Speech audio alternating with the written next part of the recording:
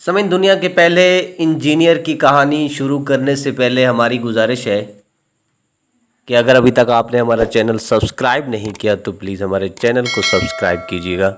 سامعین، آج آپ کو ایک ایسے شخص کی زندگی کے حالات سنانے جا رہے ہیں جو علم کی خاطر زندہ رہا اور اسی کی خاطر مرا۔ وہ سچ مچ سائنس کا دیوانہ تھا۔ سامعین، اس نے سائنس کے ایسے اصول بنائے جن سے آج ہم مفید ہو رہے ہیں۔ ہم سب کے لیے اس کی زندگی ایک سبق ہے، کیونکہ وہ ایک ایسے زمانے میں پیدا ہوا تھا جب پڑھنے لکھنے کے لیے آج جیسی آسانیاں موجود نہیں تھیں۔ سامعین، بحیرہ روم میں ایک جزیرہ ہے جس کا نام سسلی ہے۔ یونانی ریاضی دان ارشمیدس 287 کاف میں اسی جزیرے پر پیدا ہوئے اور 212 کاف میں وفات پائی۔ سامعین، ہماری یہ کہانی اس جزیرے کے ایک شہر سے شروع ہوتی ہے۔ ایک شام وہاں اچھی خاصی چہل پہل تھی۔ بہت سے لوگ ادھر ادھر گھوم رہے تھے، کچھ ہوٹلوں میں بیٹھے کھا پی رہے تھے، ملاح دن بھر کا کام ختم کر کے بندرگاہوں سے واپس آ رہے تھے کہ عجیب واقعہ ہوا۔ سب لوگ خاموش ہو گئے، بلکہ حیرت میں پڑ گئے۔ لوگوں نے تعجب میں ایک دوسرے سے کچھ پوچھنا شروع کیا، کیونکہ ایک جانا پہچانا سمجھدار آدمی اپنی دھن میں مگن ساری دنیا سے بے خبر چلا آ رہا ہے۔ اس کی بے خودی کا یہ عالم تھا کہ وہ کپڑے تک پہننا بھول گیا تھا۔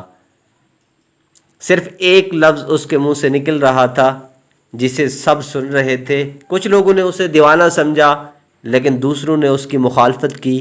یہ دیوانہ نہیں تھا، یہ تو اس زمانے کا نہایت مشہور اور عقل مند انسان تھا۔ وہ مانا ہوا ریاضی دان اور نہایت قابل انجینئر تھا۔ البتہ یہ راز کسی کو معلوم نہ ہو سکا کہ وہ اس حالت میں بازار میں کیوں نکل آیا ہے۔ یہ راز اگلے دن کھلا۔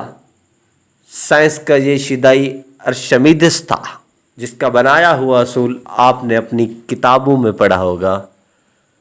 سامعین، اس قدیم یونانی حساب دان ارشمیدس کے بارے میں مشہور ہے کہ اس نے ٹھوس اجسام کے پانی میں تیرنے کا اصول نہاتے ہوئے دریافت کیا تھا، اور جو ہی اس پر یہ انکشاف ہوا کہ بھرے ہوئے ٹب میں میرے گھسنے سے جتنا پانی باہر چھلکا ہے وہ میرے وزن کے متناسب ہے، تو وہ جوش میں ننگا ہی حمام سے باہر نکلا اور سڑکوں پر یوریکا یوریکا پھکارنے لگا، یعنی میں نے پا لیا، میں نے پا لیا۔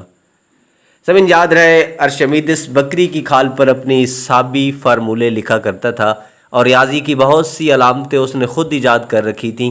بکری کی کھال کے چند ٹکڑے جن پر ارشمیدس نے ذاتی علامتوں میں کچھ ریاضتی فارمولے درج کر رکھے تھے، برسوں سے سائنسدانوں کی گہری توجہ کا مرکز بنے ہوئے ہیں۔